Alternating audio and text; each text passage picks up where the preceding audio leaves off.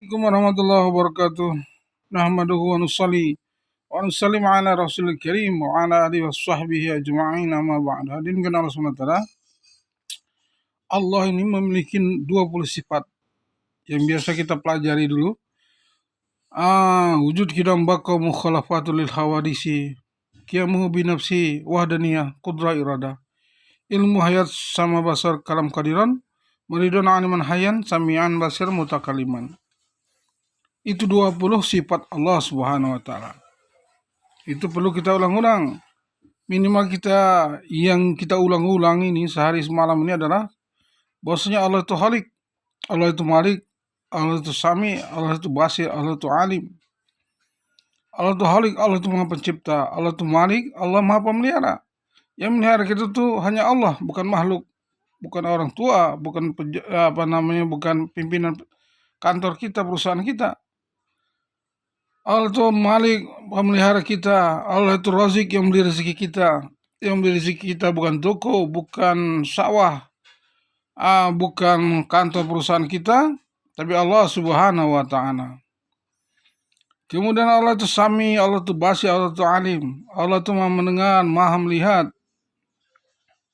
Allah itu Maha mengetahui. Tidak ada satupun makhluk yang ada di muka bumi ini, 124.000 makhluk ini, 118.000 makhluk ini, itu kecuali hanya ada di dalam genggaman Allah Subhanahu wa taala.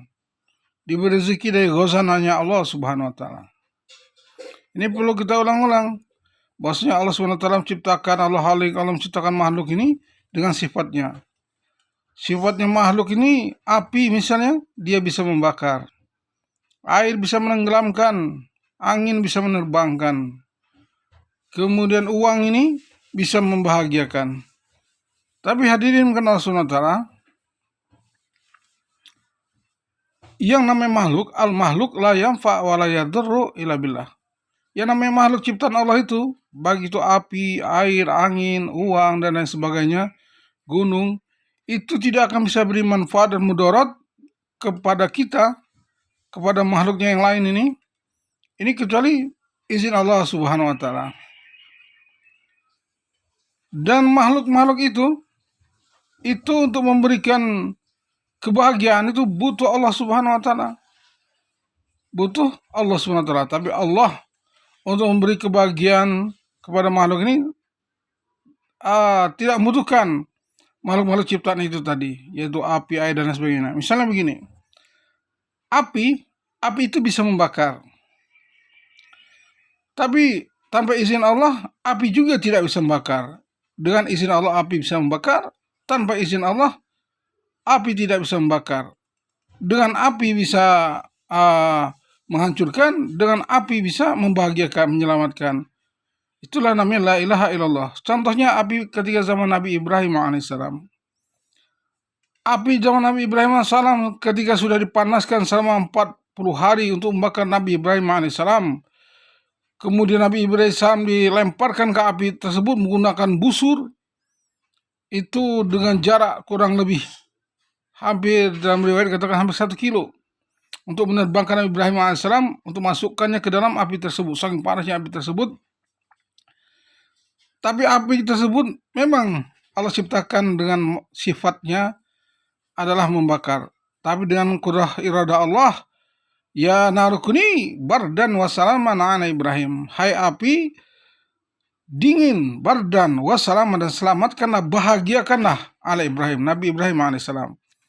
Maka selama 40 hari 40 malam Nabi Ibrahim alaihissalam di dalam api, maka tidak ada kebahagiaan yang lebih dia rasakan di muka bumi kecuali dia di dalam api.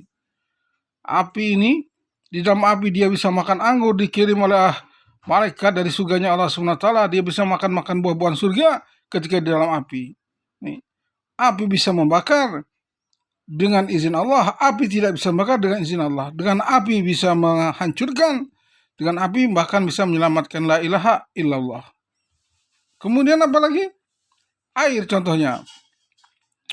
Air ketika Nabi Musa alaihissalam.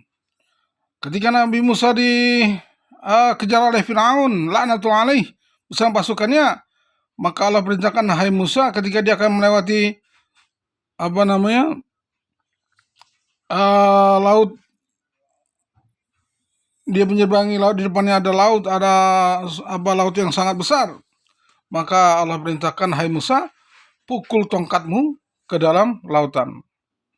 Maka ketika lautan merah itu dipukul oleh Nabi Musa alaihissalam, maka terbentuk jalan, terbentuk lorong di dalam laut itu sebanyak 12 lorong. Dan masing-masing lorong itu ditempati oleh puak atau suku dari kaum Yahudi yang mengikuti Nabi Musa alaihissalam untuk menyelamatkan daripada amukan atau pembunuhan atau kezaliman Firaun laknatullah alaih. Maka dengan izin Allah, air itu bisa menyelamatkan. Di satu pihak ketika Firaun laknatullah alaih menyeberangi laut tersebut, maka dengan izin Allah, laut tersebut memakan atau menenggelamkan Firaun laknatullah alaih. Maka laut ini, api ini yang tadinya menenggelamkan, di satu sisi dia bisa menyelamatkan, di satu sisi dia bisa menenggelamkan. Itulah sifat yang dibentuk oleh Allah pada air. La ilaha illallah. Dengan air bisa menyelamatkan, dengan air bisa menenggelamkan. Tanpa izin Allah, dengan izin Allah air bisa menenggelamkan, dengan izin Allah air bisa menyelamatkan.